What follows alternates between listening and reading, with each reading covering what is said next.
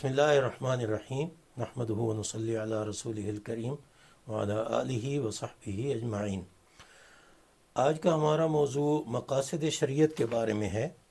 लेकिन मकासद शरीयत का एक ख़ास पहलू है और वो ये है कि इमाम शातिबी रहमतुल्लाह अलैह ने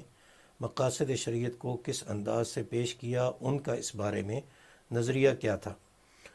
तो हम असल गुफ्तगू की तरफ जाने से पहले एक छोटा सा मुकदमा पेश करेंगे और उसके बाद इंशाअल्लाह इमाम शातिबी के नज़रिए की तरफ जाएंगे और जो उन्होंने मकासद शरीयत की तक़सीम की है उसके बारे में इंशाअल्लाह अर्ज़ करेंगे। मकसद और मकासद दोनों उर्दू में भी इस्तेमाल होते हैं और इनका तकरीबन वही माना होता है जो अरबी इस्तिलाह मकासद का समझा जाता है।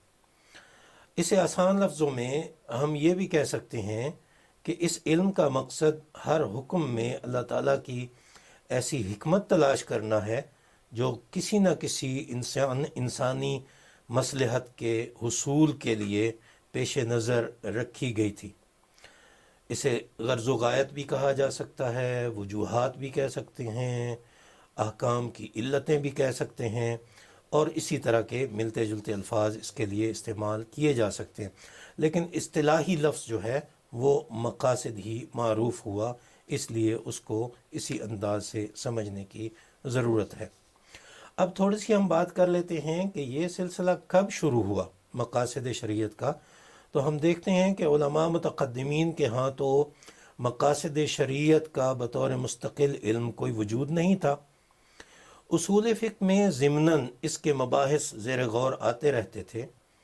इसके लिए मसलहत मुरसला, इस्तिहसान और इस तरह के मुमासिल अल्फाज जो हैं वो इस्तेमाल किए जाते थे और वो मज़ामीन भी इसी में शुमार किए जा सकते हैं। दीगर उलूम दीनिया को देखें तो उनमें भी मसलहत, हिकमत, मनफ़ियत,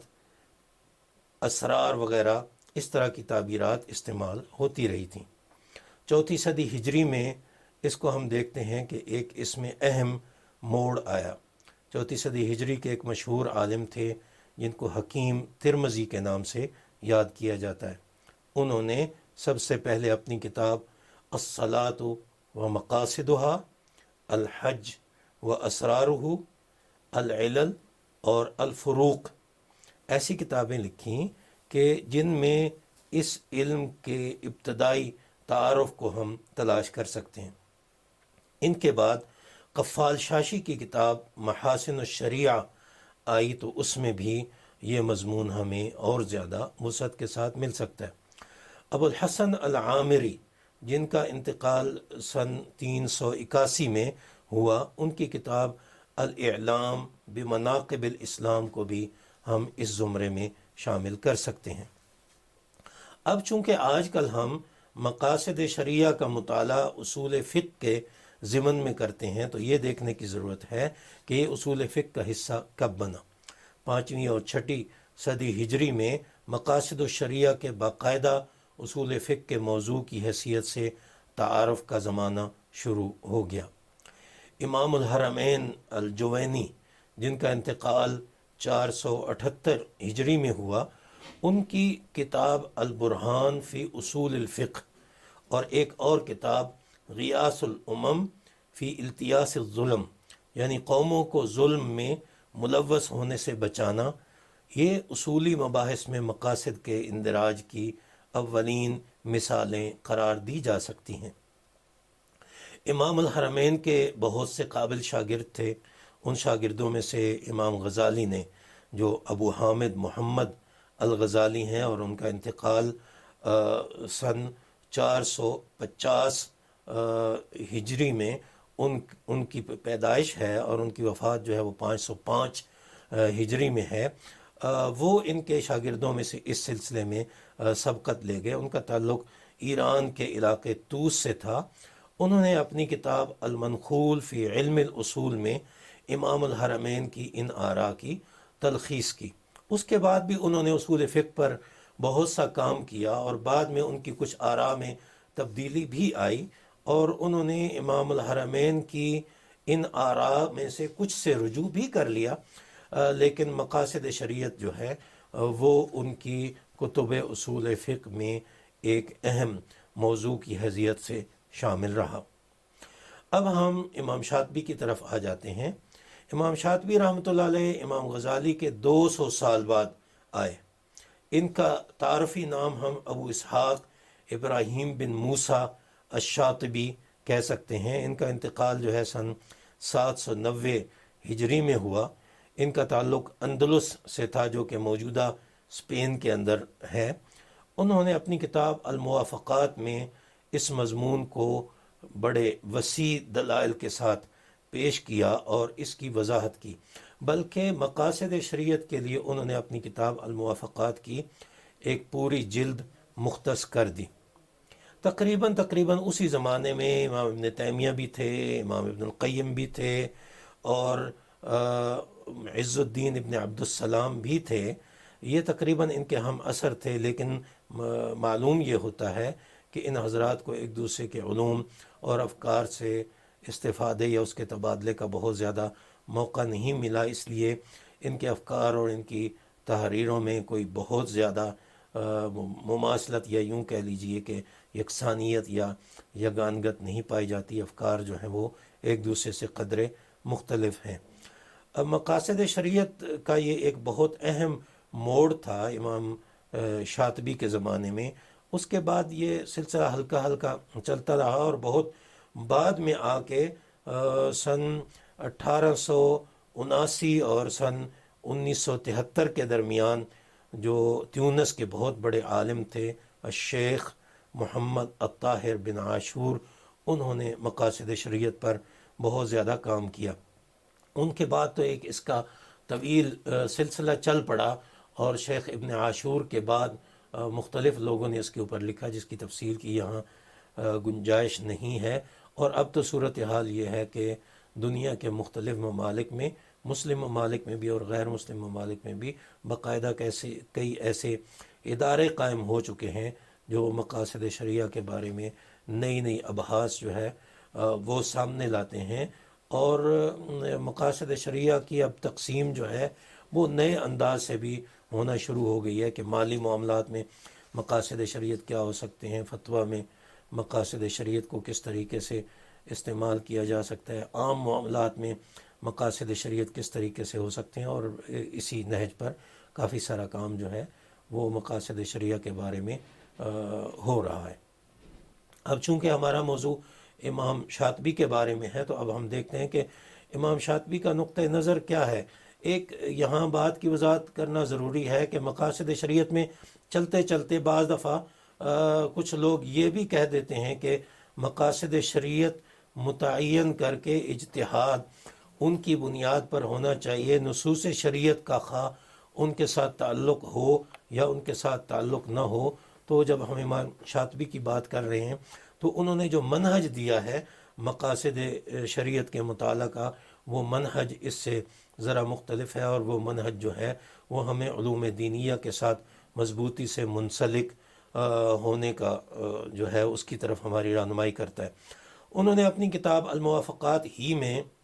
جو کہ اصول فقہ کی ایک مفصل کتاب ہے،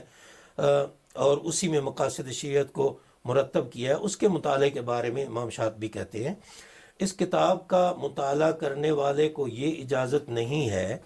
کہ اس سے محض فائدہ اٹھانے یا اسے کچھ فائدہ پہنچانے کی غرض سے اسے پڑھے، بلکہ اسے چاہیے کہ علوم شریعت سے خوب سیراب ہونے والا ہو، اس کے اصول سے بھی اور فروع سے بھی، اور اس کے معقول سے بھی اور منقول سے بھی علوم شریعت کے ساتھ منسلک رہنا ضروری ہے۔ البتہ انہوں نے یہ کہا ہے کہ اس کا مطالعہ کرتے ہوئے ہر وقت اور ہر مرحلے پر یہ ضروری نہیں کہ وہ کسی خاص مذہب کی تقلید یا اس کے ساتھ جذباتی تعلق کو اپنا مطمح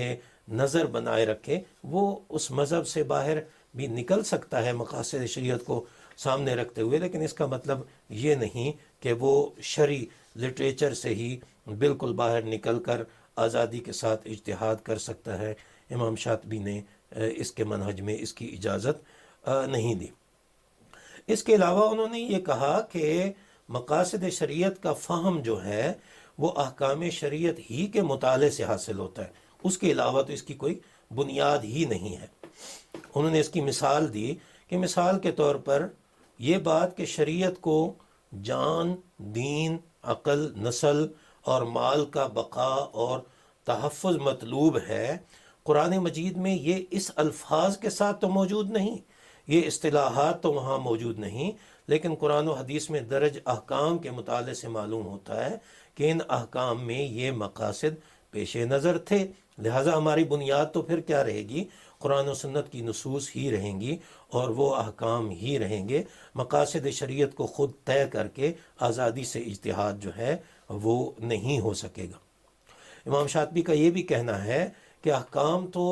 نصوص یا قیاس یا اجماع کے ذریعے معلوم ہو جاتے ہیں، مگر ان کے اطلاق کے لیے حالات سے واقفیت ضروری ہے، جو کہ عقل کا کام ہے۔ یہ بہت پلے باندھنے والی بات ہے اور بالکل اپنے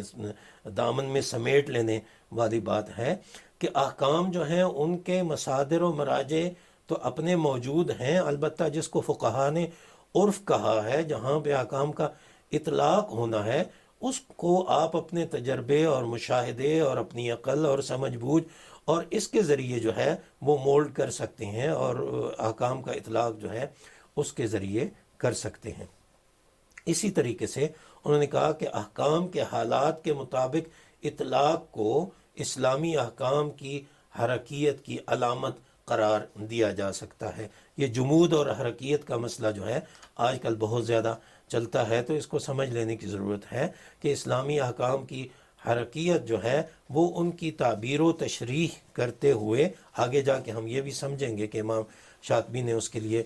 کیا بتلایا ہے، اس کو سمجھنے کے لیے موجودہ حالات جو ہیں ان کو دیکھنا ہے اور تعبیرات وہ اختیار کرنی ہے جو کہ موجودہ حالات کی ہیں، اس میں احکام کو بدلنے کی کوئی صورت نہیں ہونی چاہیے۔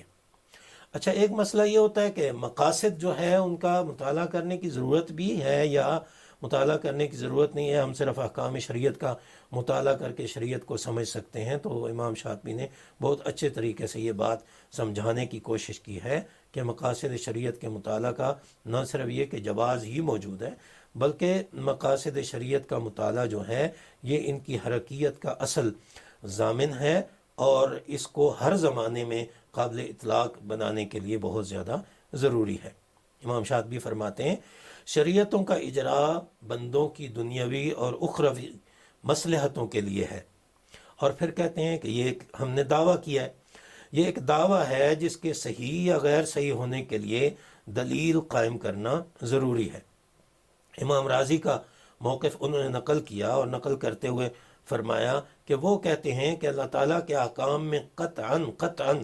علتوں پر مبنی ہونے کا کوئی ثبوت نہیں ہے، وہ علتوں پر مبنی نہیں ہوتے، اللہ تعالیٰ مالک ہیں، وہ صرف حکم اپنا دے دیتے ہیں، نہ اس کے افعال کی کوئی علت اور وجہ تلاش کی جا سکتی ہے اور نہ ہی اس کے احکام کی کوئی علت اور کوئی وجہ تلاش کی جا سکتی ہے۔ ان کے مقابلے میں معتزلہ کا موقف امام شاطبی نے بتایا، انہوں نے کہا کہ تمام احکام کے صادر ہونے کی وجوہات ہوتی ہیں، اور معتزلہ کے بارے میں مشہور ہے کہ وہ زیادہ عقلیت پسند تھے اور چیزوں کی لاجک اور جواز اور وجوہات اور علل وغیرہ کی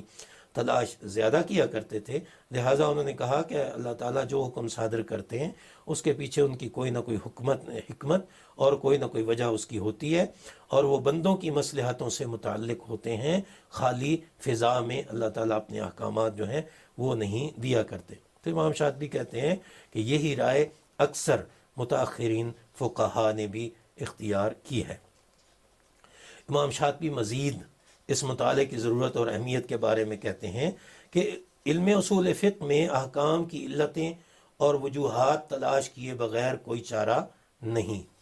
یہاں علتوں سے مراد، اب مرادیں بدلتی رہتی ہیں اور اس دور میں جو ہے اس کو ٹویسٹ کر کے تو کہیں احکام شریعت سے باہر نکالنے کی کوشش کی جاتی ہے، تو اس لیے امام شاطبی نے اس بات کو بہت پختہ طریقے سے بیان کیا اور بار بار مختلف انداز سے مختلف تعبیرات کے ساتھ اس کو بیان کیا ہے۔ فرماتے ہیں کہ یہاں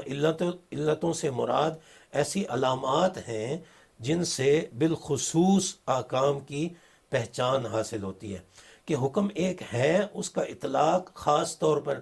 کہاں ہونا ہے کہاں نہیں ہونا ہے، یہ جب ہم علتیں تلاش کر لیتے ہیں تو اس کی وجہ سے اس کی حدود و قیود جو ہیں اس کا تعین ہو جاتا ہے۔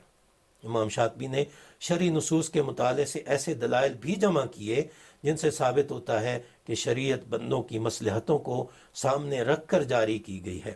اور فرماتے ہیں کہ یہ ایسے دلائل ہم نے جمع کر دیے ہیں، ان سے نہ امام راضی اختلاف کر سکتے ہیں اور نہ ہی کوئی اور شخص اختلاف کر سکتا ہے، کیونکہ وہ دلائل اکثر قرآن مجید کی آیات پر مبنی ہیں، ان کی یہاں تفصیل کا موقع نہیں ہے، جو چاہے ان کی کتاب الموافقات کا وہ حصہ مطالعہ کر سکتا ہے۔ اب موضوع کا جو مین حصہ ہے اس کی طرف ہم آ جاتے ہیں کہ امام شاطبی نے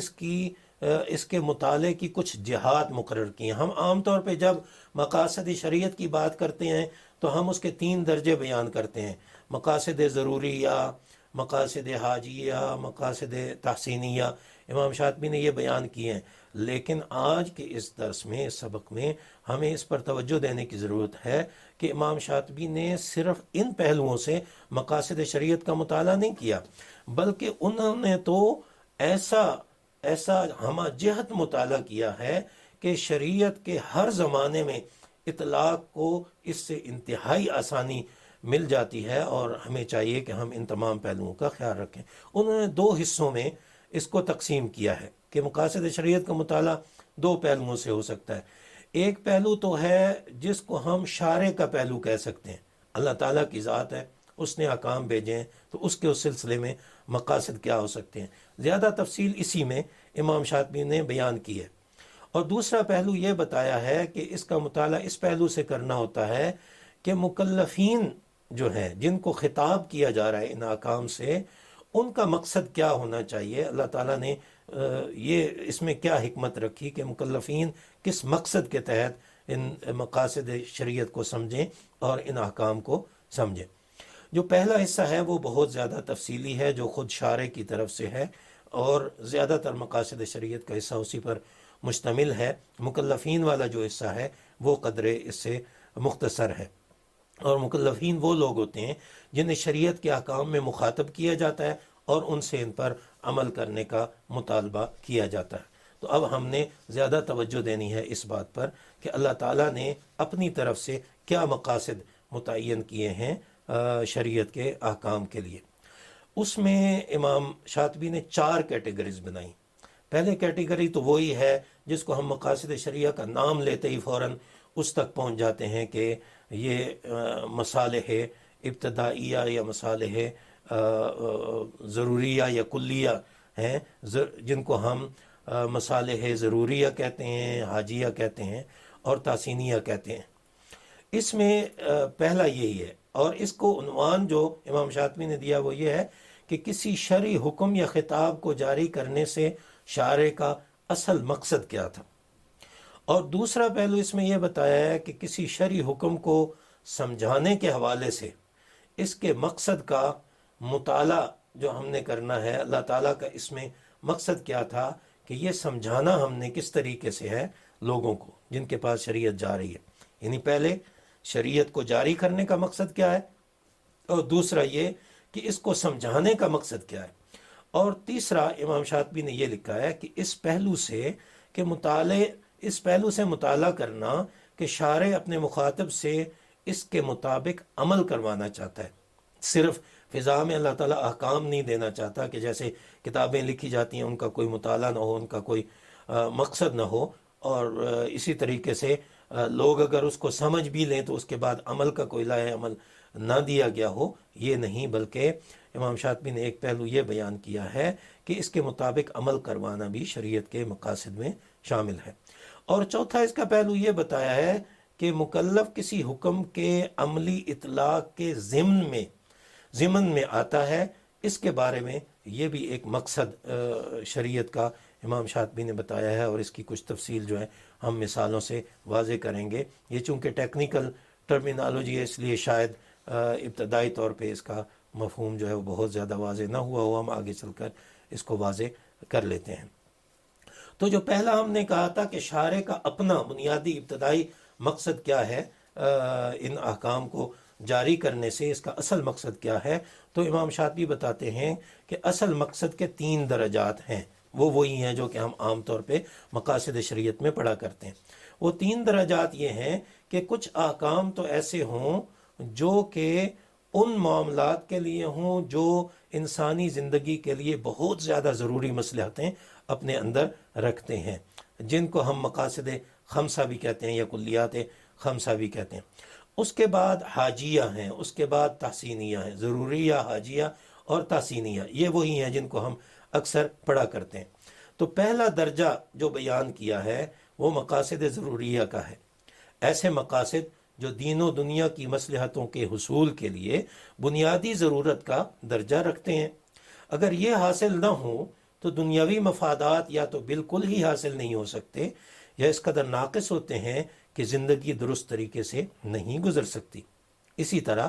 دینی معاملات کو دیکھا جائے تو دینی معاملات میں یہ مقاصد حاصل نہ ہوں تو آخرت کے انعامات سے محرومی ہو جاتی ہے اور آخرت کا نقصان جو ہے وہ لازم آتا ہے۔ یہ مقاصد ضروریہ ہوئے۔ اب یہ بتایا امام شاطبی نے کہ اچھا ان کا تحفظ تو کرنا ضروری ہوا، ان کا تحفظ کس طریقے سے کرنا ہے؟ تو امام شاطبی نے بتایا کہ ان کا تحفظ 2 پہلوؤں سے ہم نے کرنا ہے۔ ایک ان کے وجود کا قیام اور تحفظ ہے کہ یہ موجود رہیں، اور دوسری طرف سے ان کا دفاع جو ہے، ان کو عدم سے بچانے کے لیے کہ کوئی ایسے عوامل نہ آ جائیں جو ان کے وجود کو خطرہ لاحق کر دیں یا ان کے وجود کو ختم کر دیں، ان سے دفاع کرنا ہے۔ تو ایک تو وجود کے حوالے سے ہیں اور ایک دفاع کے حوالے سے ہیں۔ جو وجود کے لحاظ سے تحفظ کرنا ہے اس کی مثالیں انہوں نے بہت سی دیں۔ ہم مثال کے طور پر یہ لے لیتے ہیں کہ جو کلمہ طیبہ ہم پڑھتے ہیں اور عبادات کی جو اصل ہے جو ہم بجا لاتے ہیں، یہ ایمان کے وجود کے لحاظ سے اس کا تحفظ کرنے کے لیے ضروری ہے۔ اسی طریقے سے انسانی عادات جو ہیں جیسے کھانا پینا لباس وغیرہ، یہ شرعی کام نہیں ہے، انسانی عادات ہیں، جب سے انسان پیدا ہوا ہے ان کو اپنائے ہوئے ہے، تو یہ جان اور عقل کے وجود کا تحفظ کرنے کے لیے اختیار کیے جاتے ہیں۔ اسی طریقے سے جب ہم معاملات کو دیکھتے ہیں تو ان میں ایک دوسرے سے مفادات کا لین دین، انتقال جائیداد ہے، مالی معاملات ہیں، اشیاء کا لین دین ہے، ان چیزوں کو جب ہم دیکھتے ہیں تو امام شاطبی نے انہیں تعلق جوڑا ہے ان کا نسل اور مال کے ساتھ، کہ یہ جو آپس کے معاملات ہوتے ہیں ان سے انسان کی نسل بھی محفوظ رہتی ہے، صرف مالی معاملات نہیں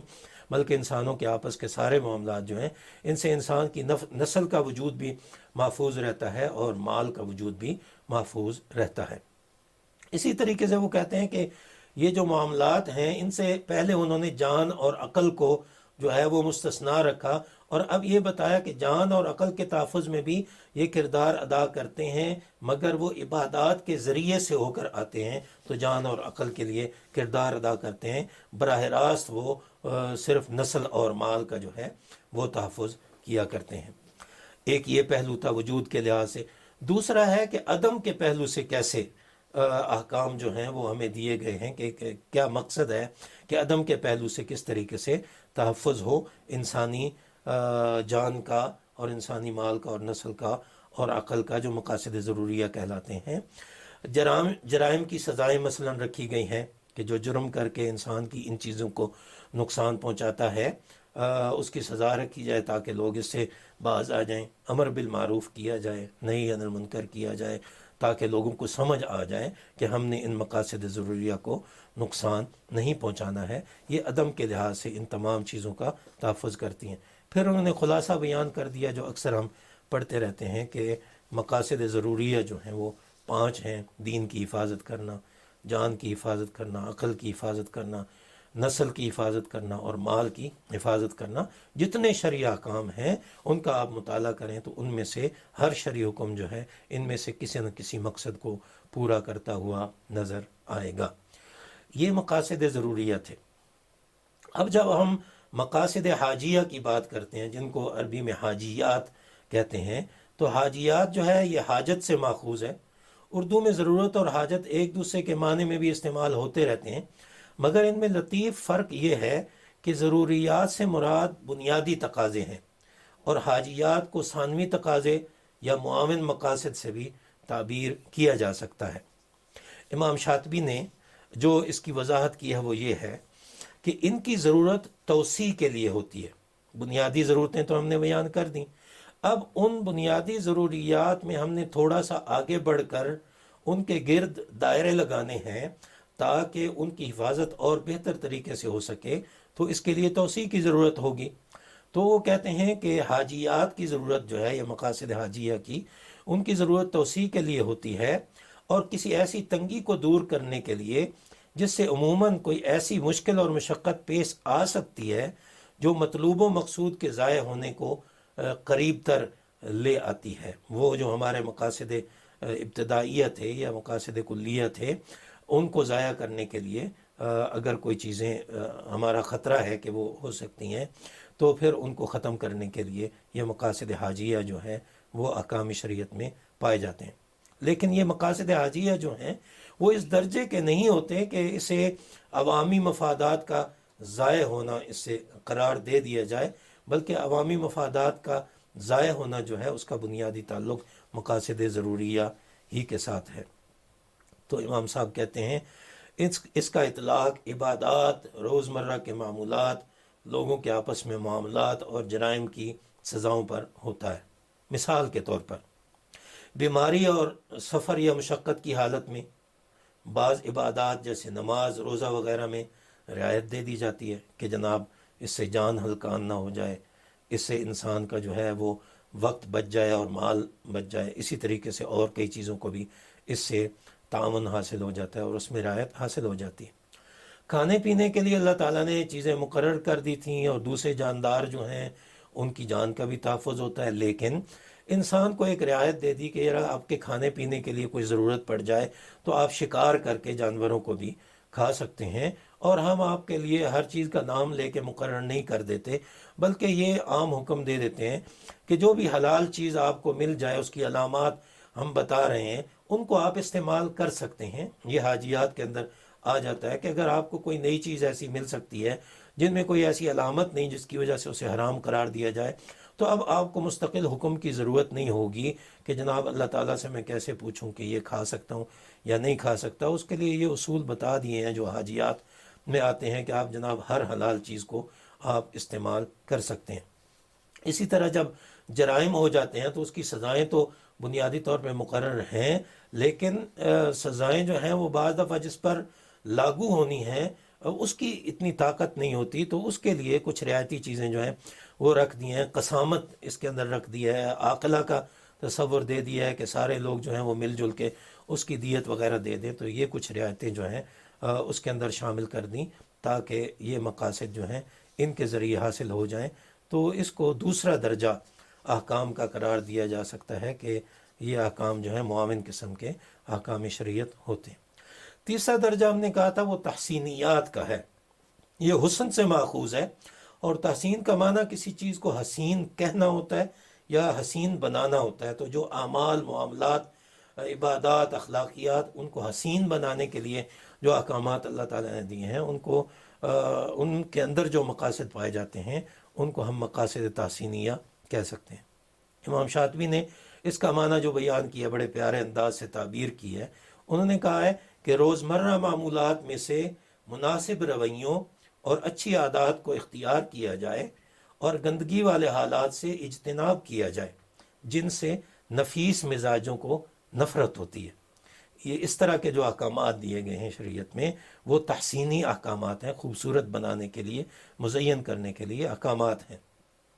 امام شاطبی کہتے ہیں ان تمام رویوں کو حسن اخلاق کے ایک عنوان کے تحت جمع کیا جا سکتا ہے تاکہ بات آسان ہو جائے اور ہماری سمجھ میں آ جائے۔ مثالیں انہوں نے بہت سی دیں، ان میں سے ایک مثال یہ ہے کہ میل کچیل کو دور کر لینا، پاکیزگی اختیار کرنا، کھانے پینے کے لیے صاف ستھرے برتن استعمال کرنا، اور اسی طریقے سے جب ہم عبادت بجا لاتے ہیں تو بنیادی عبادات کے ساتھ ساتھ نوافل کا اہتمام کرنا، صدقات خیرات وغیرہ کا اہتمام کرنا، یہ تحسینی احکام ہیں جو شریعت نے ہمیں دیے ہیں۔ اگرچہ اس کے بغیر بھی گزارا ہو سکتا ہے لیکن حسن پیدا نہیں ہوتا، ان میں حسن پیدا کرنے کے لیے یہ ضروری ہیں۔ پھر امام شاطبی نے کہا کہ یہ جو مقاصد کے 3 درجے ہم نے بنائے ہیں یہ بعض دفعہ ایک دوسرے پر مبنی ہوتے ہیں، ڈیپینڈنٹ ہوتے ہیں، اور ان کا ایک دوسرے کے ساتھ بہت زیادہ تعلق ہوتا ہے، اس لیے یہ سمجھ لینا چاہیے کہ یہ جو مقاصد حاجیہ اور مقاصد تحسینیہ ہیں یہ دراصل مقاصد کے پہلے درجے پر مبنی ہیں اور اسی کے معاون اور مددگار ہوتے ہیں۔ مثال کے طور پر طہارت اور ستر عورت کا حکم جو ہے یہ حفظ دین کی طرف رجوع کرتا ہے، یہ اسی کی معاونت کرتا ہے۔ کھانے پینے کے آداب اور حرام چیزوں سے اجتناب کے جو احکام ہیں وہ حفظ نفس کی طرف لوٹتے ہیں اور اس کی معاونت کرتے ہیں۔ اسی طریقے سے میاں بیوی کا صحیح انتخاب اور حسن معاشرت حفظ نسل کی طرف لوٹتے ہیں، اسی کی معاونت کرتے ہیں۔ حلال کمانا، صحیح خرچ کرنا، فقیروں کو اپنے مال سے حصہ دینا، یہ حفظ مال کی مصلحت کی طرف لوٹتے ہیں اور اس کی معاونت کرتے ہیں۔ یہ تو مقاصد وہ بتا دیے جو اللہ تعالیٰ کا مقصد تھا اور اس کی حکمت تھی کہ کیا کیا جائے، ان مقاصد سے کیا فوائد حاصل کیے جائیں۔ امام شاطبی نے بتایا کہ کچھ مقاصد ایسے ہوتے ہیں جو تکمیلی قسم کے ہوتے ہیں، ان میں بھی یہ درجات تو ہو سکتے ہیں، حاجی اور تحسینی وغیرہ ہو جائیں، لیکن ان کی حیثیت تکمیلی ہوتی ہے، اس سے پہلے مقاصد جو ہیں وہ مکمل ہوتے ہیں۔ کچھ شرعی احکام ایسے ہوتے ہیں جو مقاصد کے تینوں درجات سے براہ راست تعلق نہیں رکھتے، مگر ان میں سے کسی کی تکمیل کے لیے جاری کیے جاتے ہیں۔ مثال کے طور پر قصاص جو ہے، تحفظ جان کے تو اور طریقے بتائے گئے ہیں، لیکن قصاص کا حکم ضرورت کے درجے میں نہیں آتا، نہ حاجت میں آتا ہے، لیکن اس سے کسی مقصد میں حسن و جمال بھی پیدا کرنا خاص مقصود نہیں ہے، مگر حفظ جان کا جو مقصد ضروری قرار دیا گیا تھا اور اس کے لیے دیگر احکام جاری کیے گئے تھے، قصاص کا حکم ان کی تکمیل میں مدد دیتا ہے۔ اسی طرح جہاں نفقہ یا حق وغیرہ مقرر نہ ہوں، وہاں نفقہ مثل اور مہر مثل کے احکام جو ہیں وہ حفظ جان اور حفظ نسل وغیرہ کے اصل مقاصد کی تکمیل میں مدد دیتے ہیں۔ عبادات وغیرہ میں بھی انہوں نے اسی طرح کی مثالیں جو ہیں وہ بیان کی ہیں۔ لیکن وہ کہتے ہیں کہ تکمیلی مقاصد جو ہیں ان کو استعمال کرنے میں کچھ شرائط ہیں، ان کو خواہ مخواہ استعمال نہیں کر لینا۔ یہ جو عدالتی مسائل میں اور فتوے کے مسائل میں ہمارے پاس مسکنسیپشنز آ جاتے ہیں اور چیزوں کا، قوانین کا یا احکام کا غلط استعمال ہوتا ہے، اس سے بچنے کے لیے انہوں نے شرائط جو ہیں وہ مقرر کی ہیں۔ فرماتے ہیں تکمیلی مقاصد سے متعلقہ احکام شریعت پر عمل کرنے کے لیے شرط یہ ہے کہ اس سے اصل مقصد کا نقصان نہ ہو جائے۔ آپ جناب قصاص لیتے لیتے پورا خاندان جو ہے وہ لوگوں کا ختم کر دیں اور اس کا احساس نہ کریں، اس کی متبادل چیزیں جو ہیں اگر ان کی کوئی گنجائش نکلتی ہو تو آپ اس کو بھی استعمال کر سکتے ہیں۔ اس کے لیے ہم دیکھتے ہیں کہ معافی وغیرہ اور اس طرح کی چیزیں جو ہیں وہ بھی مشروع کر دی گئی ہیں۔ تو اس کے لیے بنیادی شرط یہ ہے کہ اصل مقصد جو تھا حفظ جان کا، اس میں کسی طرح کا کوئی نقصان نہ ہو رہا ہو۔ مثال کے طور پر جان کا تحفظ جو ہے وہ مقصد اصلی ہے، جبکہ گندگی سے بچنا اور صاف ستھرا رہنا مروت اور نفاست کے لیے ہے۔ اب اگر جان کو بچانے کے لیے نجاست کھائے بغیر کوئی چارہ ہی نہ ہو یا حرام کھائے بغیر کوئی چارہ نہ ہو تو تکمیلی مقصد کو چھوڑ کر جان بچانے کے لیے اس کے کھانے کو ترجیح دی جائے گی، حرام کھلا کے جان بچا لی جائے گی۔ وہ مقصد ضروری ہے اور یہ مقصد تکمیلی تھا کہ اس سے اجتناب کیا جائے۔ اب تکمیلی کو ہم نے چھوڑ دیا اور ضروری کو ہم نے استعمال کر لیا۔ ان شرائط کو سمجھنا بہت زیادہ ضروری ہے۔ اسی طریقے سے خرید و فروخت کے احکام جو ہیں وہ مقاصد اصلیہ کو پورا کرتے ہیں، اور خرید و فروخت میں جو غرر اور لا علمی وغیرہ وہ اس سے اجتناب کرنا اس کی تکمیل میں مدد دیتے ہیں۔ مگر خرید و فروخت میں کچھ قسمیں ایسی بھی ہیں جہاں ان تکمیلی مقاصد کی پابندی لازمی قرار دی جائے تو تجارت ختم ہو جائے یا تجارت کو نقصان پہنچ جائے۔ اس کی مثال بیع سلم سے دی جا سکتی ہے۔ ان حالات میں تکمیلی مقصد کو چھوڑنا ہوگا اور اصل مقصد کی حفاظت کرنا ہوگی۔ امام صاحب نے اس کے لیے ایک اور شرط یہ بیان کی ہے کہ شریعت میں مقاصد ضروریہ اصل ہیں اور مقاصد حاجیہ اور تحسینیہ ان پر مبنی ہوتے ہیں، ڈیپینڈنٹ ہوتے ہیں۔ جہاں کسی حاجی یا تحسینی مقصد کی تکمیل نہ ہونے سے ضروری مقصد کو واقعی نقصان ہو رہا ہو تو ایسے حاجی اور تحسینی مقصد کی تکمیل بھی ضروری ہو جاتی ہے۔ تو یہ تو فقہ کا ایک اصول بھی ہے کہ اگر جس چیز کے ساتھ مقصد حاصل کرنا ضروری ہو اس چیز کو حاصل کرنا بھی ضروری ہو جاتا ہے، تو یہ ایک شرط بھی انہوں نے بتائی ہے۔ ان مقاصد شریعت سے جو مصلحتیں حاصل کرنا اور جو مفاسد دور کرنا پیش نظر ہے، امام شاطبی کہتے ہیں وہ اس لیے ہے کہ دنیا کی زندگی اور آخرت کی زندگی کے لیے، دنیا کی زندگی جو ہے وہ آخرت کی زندگی کے لیے قائم و دائم رہے۔ اس لیے نہیں ہے کہ انسان جو جی میں آئے کرتا رہے اور بابر بعیش کوش کہ عالم دوبارہ نیس، کہ یہاں جتنے مزے اڑا لیے اور کوئی چیز جو ہے وہ پیش نظر نہ ہو، بلکہ دنیا کی زندگی جو ہے وہ آخرت کی زندگی کے لیے استعمال کی جائے، اور اس درست طریقے سے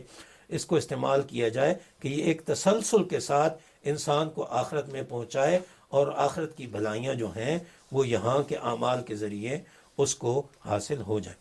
یہاں پر نوع اول ختم ہوا۔ نوع اول زیادہ تفصیلی تھا، اور اس میں شارع کا بنیادی مقصد کیا تھا کہ وہ اپنے احکام شریعت کیوں بھیج رہے تھے، کیوں بھیجنا چاہتے تھے۔ تو اس کے لیے بنیادی چیزیں تھیں کہ انسانوں کے یہ 5 مقاصد جو ہیں وہ استعمال ہو جائیں، کہ انسان اگر بنایا ہے تو اس کی جان کی حفاظت ہو، انسان اللہ تعالیٰ کا بندہ ہے تو اس کے ایمان کی حفاظت ہو، اسی طریقے سے انسان کی ضروریات کے لیے، نسل چلانے کے لیے اور انسانوں کی پروڈکشن کے لیے اس کی نسل کی ضرورت ہے، اس کی حفاظت ہو، انسان اچھے طریقے سے کام کرتا رہے، اس کے لیے عقل کی ضرورت ہے، اس کی حفاظت ہوتی رہے، چیزوں کا لین دین کرنا مال کے ذریعے ہوتا ہے، مال کی حفاظت ہوتی رہے۔ تو یہ تو اصل مقصد تھا شارع کا، جو کہ امام شاطبی کہتے ہیں کہ ہم نے احکام شریعت کا مطالعہ کر کے ان سے اس کا استنباط کیا ہے۔ دوسرا بنیادی مقصد یہ بتایا تھا شارع کی طرف سے، جو مقصد ہے وہ یہ ہے کہ جو شریعت ہم نے بھیجی ہے یہ لوگوں کی سمجھ میں بھی آ جائے۔ ایسا نہ ہو کہ جن کے لیے ہم نے بھیجی ہے ان کے ذہن سے، دماغ سے اوپر سے گزرتی رہے، تو پھر اس کے بھیجنے کا اصل مقصد جو ہے وہ ختم ہو جائے گا۔ تو بڑی دلچسپ بحث کی ہے امام شاطبی نے اس کے اندر۔ فرماتے ہیں کہ شریعت کو اللہ تعالیٰ نے عربی زبان میں بھیجا ہے، چونکہ مخاطب اس وقت عربی تھے، تو فرماتے ہیں کہ جو شخص اسے سمجھنا چاہتا ہے وہ عربی ہی کے ذریعے سمجھے۔ تو اس سے ان علماء کی بات کی بھی تائید ہوتی ہے کہ وہ کہتے ہیں کہ جناب آپ ترجمے پہ ڈیپینڈ کر کے تو اجتہادات نہ کرنے چل پڑیں، ترجمہ جو ہے اس کو کچھ سمجھنے کے لیے تو ٹھیک ہے آپ اختیار کر لیں، لیکن آپ نے اگر شریعت کو کی اصل کو سمجھنا ہے تو آپ کو عربی زبان کی اونچ نیچ اور اس کے اسالیب جو ہیں ان کو سمجھنا ہوگا۔ یہی بات امام شاطبی کہہ رہے ہیں کہ جو اسے سمجھنا چاہتا ہے وہ عربی ہی کے ذریعے سمجھے، اس کے علاوہ کسی اور طریقے سے اسے سمجھنا ممکن نہیں ہے۔ کہتے ہیں کہ جی قرآن مجید میں بھی تو کچھ عجمی الفاظ ہیں، تو امام صاحب کہتے ہیں اگر لغت عرب میں کچھ عجمی الفاظ شامل ہو بھی گئے ہوں تو چونکہ عرب انہیں استعمال کرتے ہیں اس لیے اس سے کوئی فرق نہیں پڑتا۔ جیسے کئی عجمی زبانوں کو عربی زبان کے ذریعے نہیں سمجھا جا سکتا، اسی طرح عربی زبان میں نازل شدہ اس شریعت کو غیر عربی کے ذریعے نہیں سمجھا جا سکتا۔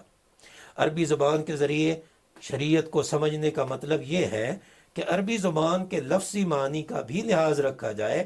اور اسالیب و قواعد کو بھی پیش نظر رکھ کر سمجھا جائے۔ امام شاطبی نے صرف، نحو، اسالیب، سیاق و سباق، متکلم اور مخاطب کے حوالے سے اس بات کی تفصیل اور وضاحت دی ہے، اور مختلف اسالیب سے معنی مختلف ہونے کی تفصیلی مثالیں بیان کی ہیں۔ اس کے لیے ان کی کتاب جو ہے وہ پڑھی جا سکتی ہے۔ اب ترجمے کا جو حساس مسئلہ ہے اس کو بھی امام شاطبی نے یہاں بحث اس پر بھی کیا۔ وہ کہتے ہیں کہ ترجمے کے ذریعے شریعت کو سمجھنے کی انہوں نے بالعموم مخالفت کی ہے، اور قرآن مجید کے ترجمے کو تو بالکل ناممکن قرار دیا ہے۔ اس لیے ہم دیکھتے ہیں کہ سعودیہ وغیرہ بعض ممالک جو ہیں وہ ترجمہ تو معانی القرآن الکریم کہتے ہیں کہ قرآن مجید سے جو ہمیں سمجھ آیا ہے ہم اس کا ترجمہ کر رہے ہیں، ہم قرآن مجید کا ترجمہ نہیں کر رہے۔ بہرحال یہ احتیاطی تدابیر ہیں۔ وہ کہتے ہیں کہ دیگر نصوص کے ترجمے میں شرط یہ ہے کہ وہ اسالیب و معانی اور الفاظ و تعبیرات میں لغت عرب کے بالکل برابر کی زبان ہو۔ البتہ کسی زبان میں شرعی احکام کی وضاحت کرنا، تفسیر بیان کر دینا یا قرآن مجید کی تفسیر بیان کرنا انہوں نے کہا کہ بالاتفاق جائز ہے، اس میں کوئی حرج نہیں ہے۔ آپ واز کر سکتے ہیں، آپ مسئلہ بتا سکتے ہیں، آپ بات سمجھا سکتے ہیں، آپ مطالعہ کے لیے دے سکتے ہیں، لیکن آپ نے اگر اجتہاد کرنا ہے تو وہ عربی ہی کے ذریعے ہونا چاہیے اور اس کی اصطلاحات وغیرہ کو سامنے رکھ کر کرنا چاہیے۔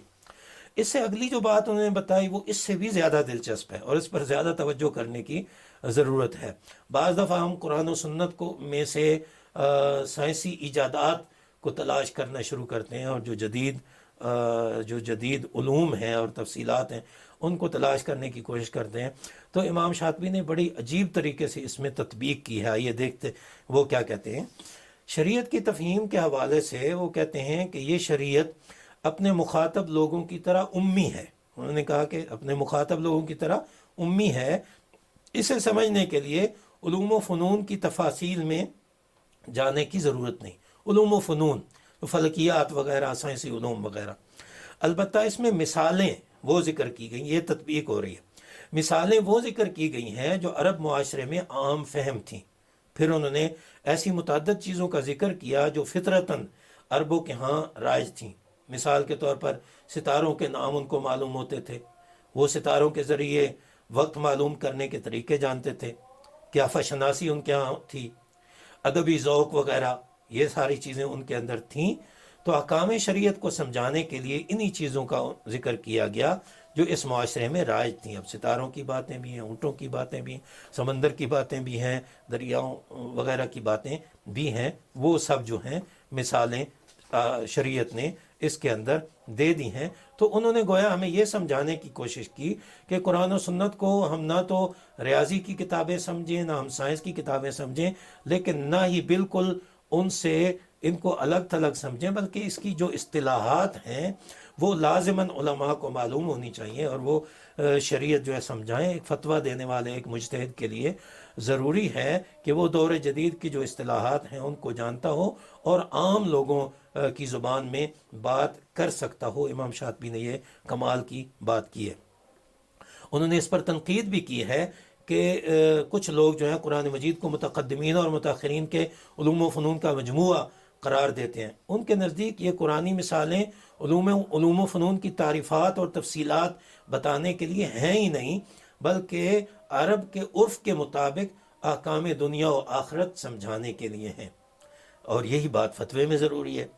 اس لیے فہم شریعت کی حد تک اسی اسلوب کی اتباع ضروری ہے۔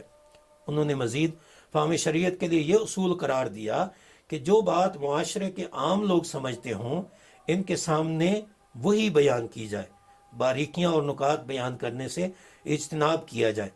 عقیدے اور عمل کے احکام بھی اسی طریقے سے بیان کیے جائیں کہ عام آدمی بھی اسے سمجھ لے اور اس کے عملی تقاضوں میں شامل ہو جائے۔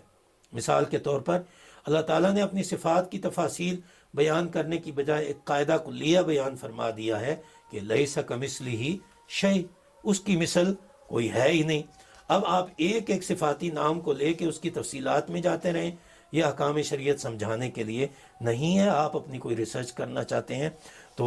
اس پہ کرتے رہیں، لیکن فتویٰ کے لیے، احکام شریعت سمجھانے کے لیے اس چیز کی ضرورت نہیں ہے۔ تیسری جو قسم تھی نوع صوم تھی، وہ دوسری سے بھی مختصر ہے کہ شریعت کے اجرا سے شارع کا مقصد یہ ہے کہ یہ جو شریعت ہم نازل کر رہے ہیں اور لوگوں کو سمجھانا چاہ رہے ہیں، اس کے سمجھانے کے بعد اس پر عمل بھی کروایا جائے، یہ بھی اس کے مقاصد میں سے ایک مقصد ہے۔ تو امام شاطبی کہتے ہیں ایک مسلمہ اصول یہ ہے کہ کسی سے عمل کا تقاضا کرنے کے لیے شرط یہ ہے کہ مخاطب میں وہ کام کرنے کی طاقت بھی موجود ہو۔ مکلف میں جو کام کرنے کی طاقت ہی نہ ہو، شرعاً اس سے اس کا تقاضا کرنا جائز نہیں، اگرچہ عقلی طور پر جائز ہو بھی شرعاً جائز نہیں۔ اگر کسی ظاہری شرعی عبارت سے کوئی ایسا کام کرنے کا تقاضا معلوم ہو رہا ہو جس کی بندے میں طاقت نہ ہو، تو اس عبارت کے سیاق و سباق اور قرائن کے بارے میں تحقیق کرنے کا فیصلہ کرنا ہوگا اور فتویٰ اس کے مطابق دینا ہوگا۔ مثلا ارشاد باری تعالیٰ ہے وَلَا تَمُوتُنَّ إِلَّا وَأَنْتُمْ مُسْلِمُونَ، اس سے معلوم ہو رہا ہے کہ مخاطب حالت اسلام کے علاوہ مرے ہی نہیں۔ اب موت تو اس کے بس میں ہی نہیں ہے، اس کی طاقت میں ہی نہیں ہے، تو موت تو خود بخود آ جاتی ہے جیسے اللہ تعالیٰ چاہتے ہیں۔ تو اس لیے اس کا تقاضا ظاہری الفاظ کے مطابق نہیں ہوگا، بلکہ اس کو دیکھنا ہوگا کہ انسان کی طاقت کے اندر کیا کیا چیزیں ہوتی ہیں اور اسے کس کام کی طرف متوجہ ہونے کی ضرورت ہے۔ اسی طرح جو خواہشات انسان کی جبلت میں موجود ہیں، جیسے کھانا پینا وغیرہ، تو کوئی یہ کہے کہ اس کو ختم کر دیں اور صرف اللہ اللہ کرتے رہیں، ہمیشہ کے لیے روزہ رکھ لیں اور شادی نہ کریں اور فلاں نہ کریں اور فلاں نہ کریں، اس کو تکلیف مالا یطاق کہا جاتا ہے۔ فتوے اور احکام شریعت کے بیان میں یہ چیزیں بھی کام نہیں دیتی، اس سے اجتناب کرنا ضروری ہوتا ہے، نہ ہی شریعت کا یہ مقصد ہے۔ امام شاطبی نے اس کی بڑی تفصیل بیان کی ہے اور اس کے ذیلی مباحث ذکر کیے ہیں، وہاں اس کا مطالعہ جو ہے وہ اچھا ہوگا۔ اسی ضمن میں احکام کی ایک قسم یہ بیان کی ہے کہ مکلف کو اس کی طاقت تو ہو، مگر اس میں اس کے لیے مشقت ہو، تو مشقت کی نوعیت کو دیکھ کر شرعی احکام کے مطابق اسے رخصت دی جائے گی۔ امام شاطبی نے اس مضمون میں مشقت کی کئی قسمیں اور مثالیں بیان کی ہیں، اور بعض امور کو بظاہر مشقت ہونے کے باوجود مشقت کی تعریف سے خارج بھی کر دیا ہے، اس کو وہاں دیکھنے کی ضرورت ہے۔ اللہ تعالیٰ کی حکمتوں کے بارے میں تین نوع تھے، ان میں سے چوتھا نوع جو ہے وہ یہ ہے کہ احکام شریعت جاری کرنے کا ایک مقصد یہ بھی ہے کہ مکلف جو ہے وہ بھی اپنے طور پہ ان احکامات کے تابع ہو جائے، ان کے ماتحت آ جائے، اس کو بھی کچھ ایسا بتانے کی ضرورت ہے یا اس کی طرف سے کسی ایسے اقدام کی ضرورت ہے۔ امام شاطبی کہتے ہیں شریعت کے اجراء کا شرعی مقصد یہ ہے، شرعی سے مراد یہ ہے کہ عمل کرنے کے لیے جو احکام دیے جاتے ہیں ان کا مقصد یہ ہے کہ مکلف اپنی خواہش نفس کے تقاضوں سے نکلے اور اپنے اختیار سے اللہ کا بندہ بن جائے۔ اگر اللہ زبردستی اسے بنا لیں تو یہ اللہ کی مرضی ہوگی نا، لیکن شریعت کے احکام بھیجنے کا مقصد یہ ہے کہ انسان ان کو اختیار کرے اور خود اپنی مرضی سے وہ اللہ کا بندہ بن جائے، جیسا کہ وہ غیر اختیاری طور پر تو پہلے سے ہی اللہ کا بندہ ہے، اللہ ہی اسے زندہ کرتے ہیں، اللہ ہی مارتے ہیں، اللہ ہی بڑھاتے ہیں، اللہ ہی چھوٹا کرتے ہیں، اللہ ہی بڑا کرتے ہیں، لیکن احکام کے لیے ضروری ہے کہ وہ انہیں خود اختیار کیا کرے، نماز خود پڑھنے جائے، روزے کے لیے سحری خود کرے، روزہ افطار خود کرے، نکاح کے لیے بیوی خود تلاش کرے، اس کے نکاح خود کرے، حج کے لیے خود جائے اور اپنی مرضی سے یہ کام کیا کرے۔ انہوں نے قرآن مجید سے اس کی تفصیلی دلائل نقل کی ہیں، نیز تجربے اور معمولات زندگی کی بنا پر بھی یہ بات بتائی ہے کہ مصلحتیں خواہ دینی ہوں یا دنیاوی، بے محابہ خواہش نفس پر چلتے جانے سے اور خود غرضی اختیار کرنے سے یہ مصلحتیں حاصل نہیں ہو سکتی جو اللہ تعالیٰ نے انسان کے لیے مقرر کی ہیں۔ لہٰذا انسان کو یہ بات سمجھائی جا رہی ہے کہ وہ اپنے اختیار سے اللہ کے احکام کو اختیار کرے تو اس کی یہ مصلحتیں جو ہیں وہ حاصل ہو سکیں گی، اس کے بغیر حاصل نہیں ہوں گی۔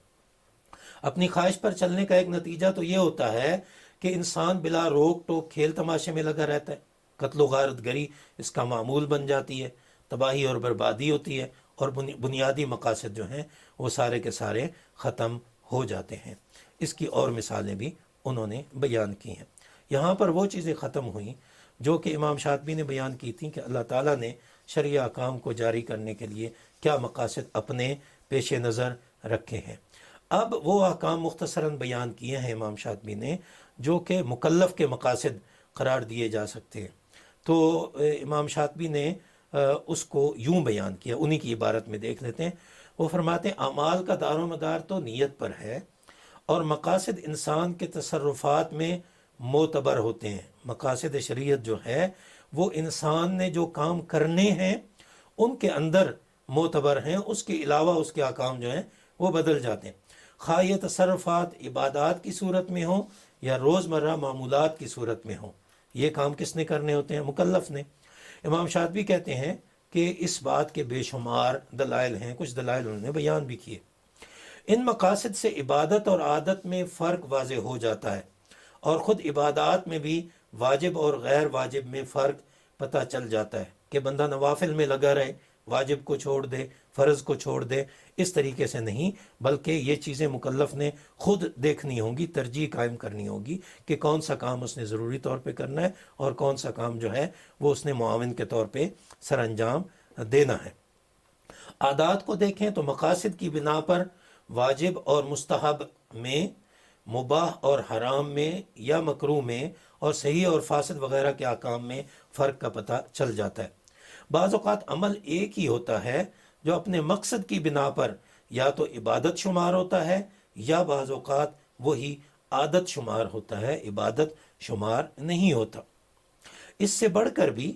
ایک عمل ہوتا ہے جو کہ اپنے مقصد کی بنیاد پر ایمان شمار ہو جاتا ہے، اور وہی کام کسی اور مقصد کے لیے کیا جائے تو وہ کفر شمار ہو جاتا ہے۔ امام شاطبی نے یہ بات بھی تفصیلی دلائل دے کر واضح کی ہے، ان کی کتاب کو دیکھ لینا چاہیے۔ اہم نکات ہم یہاں بیان کر دیتے ہیں۔ انہوں نے اہم نکات یہ بیان کیے ہیں، مکلف کو چاہیے کہ اس کا مقصد شارع کے مقصد کے مطابق رہے۔ جس عمل کا مقصد شارع کے مقصد سے مختلف ہو وہ عمل باطل ہے۔ اگر کسی کا مقصد شارع کے مقصد کے خلاف ہو مگر عمل اس کے موافق ہو جائے یا اس کے برعکس صورتحال ہو تو اس کے احکام بھی انہوں نے وہاں تفصیل کے ساتھ بیان کر دیے۔ ایسا عمل جو فاعل کے لیے فائدہ مند اور دوسروں کے لیے نقصان دہ ہو، اس کی بھی تفصیل بیان کی ہے۔ یہ بھی بتایا ہے کہ کسی شخص کی یہ ذمہ داری نہیں کہ کسی دوسرے شخص کے متعین مفاد کو بجا لائے، الا یہ کہ کوئی مجبوری ہو، یعنی فرض کسی اور کا ہو اور ادا کرنے میں پہنچ جاؤں، اس طریقے سے نہیں، بلکہ یا تو نیابت، قانون، شرعی احکام کے مطابق وہ کام میرے ذمے لگایا گیا ہو، ورنہ ایک دوسرے کے فرائض واجبات میں ہاتھ ڈالنا جو ہے یہ شریعت نے ہماری ذمہ داری نہیں لگائی، یہ بھی مکلف کے اینڈ پر ہے، اسے یہ چیزیں اختیار کرنی چاہیے۔ جس شخص کو دوسروں کے مفادات کی ذمہ داری دی جائے تو تمام مسلمان اس کے مفادات کے ذمہ دار ہوں گے۔ یہ ایک مشہور قاعدہ ہے کہ اگر اس کو کوئی پبلک رسپانسبلٹی دے دی جاتی ہے تو پھر اس کو ایسی مراعات دی جاتی ہیں کہ پبلک ایکسچیکر میں سے اس کو تنخواہ دی جاتی ہے، مراعات دی جاتی ہیں، اور احکام جو ہیں وہ اس کے لیے اس طرح کے ہوتے ہیں کہ اس کو مزید جا کر اپنے کام نہیں کرنے پڑتے۔ کسی بھی شرعی حکم میں عمل کے درج ذیل طریقے ہو سکتے ہیں۔ جو سمجھ میں آ جائے اسے مقصد بنا کر عمل کرے، ایک یہ طریقہ ہے، شرعی حکم کو سمجھنا بھی تو ہوتا ہے۔ دوسرا یہ ہے کہ جس مفاد کا اندازہ ہو کہ یہ شارع کے پیش نظر ہوگا، اس کو اپنا مقصد بنا کر کوئی عمل کرے۔ تیسرا یہ ہے کہ انسان کو اس بات کا بھی اختیار ہے کہ صرف حکم پر عمل کو اپنا مقصد بنا لے، یعنی سمجھ آئی ہے یا نہیں آئی۔ امور تعبدیہ بھی جس طریقے سے ہوتی ہیں، بندہ جب یہ سمجھ لے کہ یؤمنون بالغیب، اللہ کا حکم آ گیا ہے تو وہ اس کو اللہ کا حکم سمجھ کے مان لے، اس کے اوپر عمل کر لے، اس کو سمجھ بعد میں آ جائے تو اچھی بات ہے، نہیں تو اللہ کا حکم تو آ ہی گیا۔ امام شاطبی کہتے ہیں یہ طریقہ سب سے افضل ہے۔ سمجھنا تو علماء کا، فقہا کا کام ہے، جب تک عام آدمی کو سمجھ نہیں آتی اس کو چاہیے کہ وہ اس طریقے کو اختیار کر لے، یہ سب سے افضل ہے۔ بندے کو اپنا حق معاف کرنے کا اختیار ہے، مگر اللہ تعالیٰ کا کوئی حکم معاف کرنے کا اختیار، کوئی حق معاف کرنے کا اختیار نہیں کہ کوئی جناب صدر صاحب کو یہ کہہ دے کہ آپ نمازیں معاف کر سکتے ہیں، آپ جناب روزے معاف کر سکتے ہیں، یا کوئی عالم جو ہے وہ کسی کی نماز روزے معاف کر دے، نہیں، اس طریقے کا اختیار جو ہے وہ کسی بندے کو حاصل نہیں ہے۔ آخر میں امام شاطبی نے ہیلہ جو ہے اس کو تفصیل سے بیان کیا ہے، اور اس کے اندر جو چیزیں قابل استعمال ہیں ان کو بیان کیا، اور اس کے احکام جو ہیں ان کو بھی تفصیلات سے بیان کیے ہیں۔ تو ہم نے کوشش یہ کی کہ امام شاطبی کے ہی مفاہیم اور مضامین کے ہم اندر رہیں تاکہ اچھے طریقے سے سمجھ سکیں کہ امام شاطبی نے اپنے زمانے میں کس طریقے سے مقاصد شریعت کو سمجھا، کس طریقے سے انہوں نے بیان کیا، اور ان کے اطلاق کے بارے میں جو آج کل غلط فہمیاں پائی جاتی ہیں کہ مقاصد شریعت کوئی الگ چیز ہے اور احکام شریعت یا نصوص شریعت جو ہے وہ ان کا زمانہ لگ گیا ہے یا ختم ہو گیا ہے، تو وہ چیزیں بھی ہمارے سامنے بالکل صاف طریقے سے آ جاتی ہیں، اور ترجمے کی بنیاد پر یا تفسیر کی بنیاد پر جو اجتہاد ہیں یا فتویٰ دینا ہے اس کے بارے میں بھی امام شاطبی کا نقطہ نظر جو ہے وہ آج ہمارے سامنے آ گیا ہے۔ وما علینا الا البلاغ المبین۔